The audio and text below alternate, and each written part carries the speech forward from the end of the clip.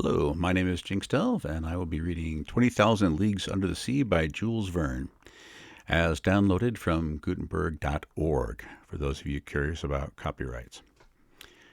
I am located in South Dakota, so if you do occasionally hear the lovely sounds of a B-1 bomber in the background, I apologize in advance. Let's begin. Part 1, Chapter 1, A Shifting Reef. The year 1866 was signalized by a remarkable incident, a mysterious and puzzling phenomenon which doubtless no one has yet forgotten. Not to mention rumors which agitated the maritime population and excited the public mind. Even in the interior continents, seafaring men were particularly excited. Merchants, common sailors, captains of vessels, skippers both of Europe and America, naval officers of all countries, and the governments of several states on the two continents were deeply interested in the matter. For some time past, vessels had been met by an enormous thing, a long object, spindle-shaped, occasionally phosphorescent, and infinitely larger and more rapid in its movements than a whale. The facts relating to this apparition, entered in various logbooks, agreed in most respects as to the shape of the object or creature in question. The untiring rapidity of its movements, its surprising power of locomotion, and the peculiar life with which it seemed endowed. If it was a whale, it surpassed in size all those hitherto classified in science. Taking into consideration the mean of observations made at divers times, rejecting the timid estimate of those who assigned to this object a length of 200 feet, equally with the exaggerated opinions which set it down as a mile in width and 3 in length, we might fairly conclude that this mysterious being surpassed greatly all dimensions admitted by the learned ones of the day, if it existed at all. And that it did exist was an undeniable fact. And, with that tendency which disposes the human mind in favor of the marvelous, we can understand the excitement produced in the entire world by this supernatural apparition. As to classing it in a list of fables, the idea was out of the question. On the 20th of July, 1866, the steamer Governor Higginson of the Calcutta and Burnock Steam Navigation Company had met this moving mass 5 miles off the east coast of Australia. Captain Baker thought at first that he was in the presence of an unknown sandbank. He even prepared to determine its exact position, when 2 columns of water, projected by the mysterious object, shot with a hissing noise 150 feet up into the air. Now, unless the sandbank had been submitted to the intermittent eruption of a geyser, the Governor Higginson had to do neither more nor less than with an aquatic mammal, unknown till then, which threw up from its blowholes columns of water mixed with air and vapor. Similar facts were observed on the 23rd of July in the same year in the Pacific Ocean by the Columbus of the West India and Pacific Steam Navigation Company. But this extraordinary creature can transport itself from one place to another with surprising velocity, as, in an interval of 3 days, the Governor Higginson and the Columbus had observed it at 2 different points of the chart, separated by a distance of more than 700 nautical leagues. 15 days later, 2,000 miles farther off, the Helvetia of the Compagnie Nationale and the Shannon of the Royal Mail Steamship Company, sailing to windward in that portion of the Atlantic lying between the United States and Europe, respectively signaled the monster to each other in 42 degrees 15 minutes north latitude and 60 degrees 35 minutes west longitude.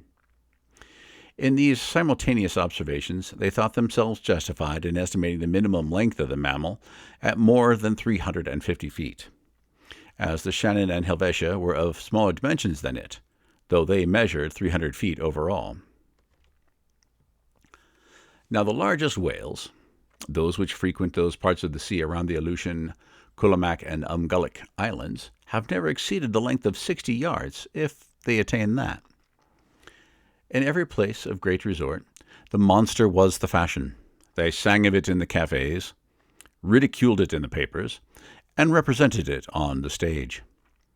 All kinds of stories were circulated regarding it. There appeared in the papers caricatures of every gigantic and imaginary creature, From the white whale, the terrible Moby Dick of subarctic regions, to the immense kraken, whose tentacles could entangle a ship of 500 tons and hurry it into the abyss of the ocean. The legends of ancient times were even revived. Then burst forth the unending argument between the believers and the unbelievers in the societies of the wise and the scientific journals.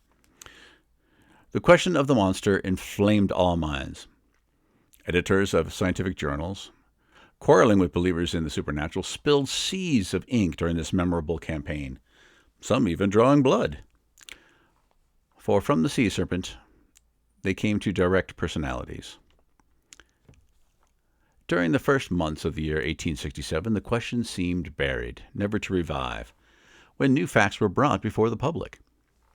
It was then no longer a scientific problem to be solved, but a real danger seriously to be avoided. The question took quite another shape. The monster became a small island, a rock, a reef, but a reef of indefinite and shifting proportions. On the 5th of March, 1867, the Moravian of the Montreal Ocean Company, finding herself during the night in 27 degrees 30 minutes latitude and 72 degrees 15 minutes longitude, struck on her starboard quarter a rock, marked in no chart for that part of the sea. Under the combined efforts of the wind and its 400 horsepower, it was going at the rate of 13 knots. Had it not been for the superior strength of the hull of the Moravian, she would have been broken by the shock and gone down with the 237 passengers she was bringing home from Canada. The accident happened about 5 o'clock in the morning, as the day was breaking. The officers of the quarterdeck hurried to the after part of the vessel. They examined the sea with the utmost careful attention. They saw nothing but a strong eddy about 3 cables' length distant, as if the surface had been violently agitated. The bearings of the place were taken exactly, and the Moravian continued its route without apparent damage. Had it struck on a submerged rock, or on an enormous wreck? They could not tell, but on examination of the ship's bottom when undergoing repairs, it was found that part of her keel was broken. This fact, so grave in itself, might perhaps have been forgotten, like many others, if 3 weeks after it had not been reacted under similar circumstances. But thanks to the nationality of the victim of the shock, thanks to the reputation of the company to which the vessel belonged, the circumstance became extensively circulated. The 13th of April, 1867, the sea being beautiful, the breeze favorable, the Scotia, of the Cunard Company's line, found herself in 15 degrees 12 minutes longitude and 45 degrees 37 minutes latitude. She was going at the speed of 13 knots and a half. At 17 minutes past 4 in the afternoon, whilst the passengers were assembled at lunch in the great saloon, a slight shock was felt on the hull of the Scotia, on her quarter, a little aft of the port paddle. The Scotia had not struck, but she had been struck, and seemingly by something rather sharp and penetrating than blunt. The shock had been so slight that no one had been alarmed. Had it not been for the shouts of the carpenter's watch, who rushed onto the bridge, exclaiming, "We are sinking! We are sinking!" At first, the passengers were much frightened, but Captain Henderson hastened to reassure them. The danger could not be imminent. The Scotia, divided into 7 compartments by strong partitions, could brave with impunity any leak. Captain Anderson went down immediately into the hold. He found that the sea was pouring into the 5th compartment, and the rapidity of the influx proved that the force of the water was considerable.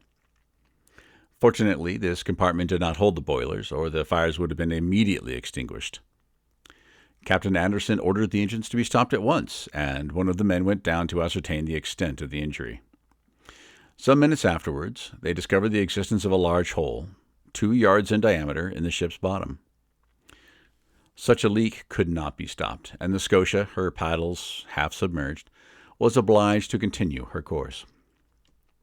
She was then 300 miles from Cape Clear, and after 3 days' delay, which caused great uneasiness in Liverpool, she entered the basin of the company. The engineers visited the Scotia, which was put in dry dock. They could scarcely believe it possible. At 2 yards and a half below watermark was a regular rent, in the form of an isosceles triangle. The broken place in the iron plates was so perfectly defined that it could not have been more neatly done by a punch. It was clear, then, that the instrument producing the perforation was not of a common stamp, and after having been driven with prodigious strength and piercing an iron plate 1 3/8 inch thick, had withdrawn itself by a backward motion. Such was the last fact, which resulted in exciting once more the torrent of public opinion. From this moment all unlucky casualties, which could not be otherwise accounted for, were put down to the monster. Upon this imaginary creature rested the responsibility of all these shipwrecks, which unfortunately were considerable. For of 3,000 ships whose loss was annually recorded at Lloyd's, the number of sailing and steamships supposed to be totally lost from the absence of all news amounted to not less than 200. Now it was the monster who, justly or unjustly, was accused of their disappearance, and thanks to it, communication between the different continents became more and more dangerous. The public demanded sharply that the seas should at any price be relieved from this formidable cetacean.